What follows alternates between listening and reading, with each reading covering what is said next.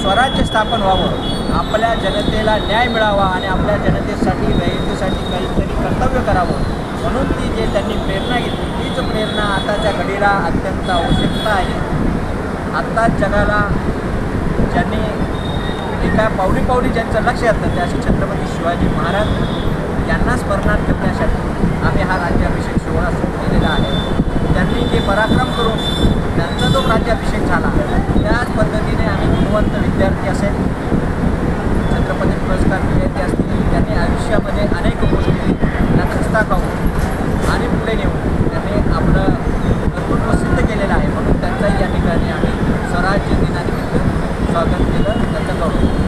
मी पुनश्च एकदा आमच्या सर्वांच्या वतीने त्यांना शिवराज्याभिषेक सोहळ्याच्या सर्वांना शुभेच्छा देतो आणि मी सर्व तुमच्या माध्यमातून शहरवासियांना विनंती करतो की आपण दरवर्षी या शिवराज्याभिषेक सोहळ्यामध्ये ज्यांनी आपलं आयुष्य जनतेसाठी रचलं, ज्यांच्यामुळे आपण आज ताटमानेने उभे आहोत, ज्यांच्यामुळे आपण स्वतंत्र आहोत, अशा छत्रपती शिवाजी महाराजांना आपण सगळ्यांनी अभिवादन करण्यासाठी आपला वेळ काढला पाहिजे एवढंच या प्रसंगी सांगतो आणि पुन्हा एकदा शिवराज्याभिषेकाच्या शुभेच्छा. समाज बांधवांना काय आव्हान करणार या?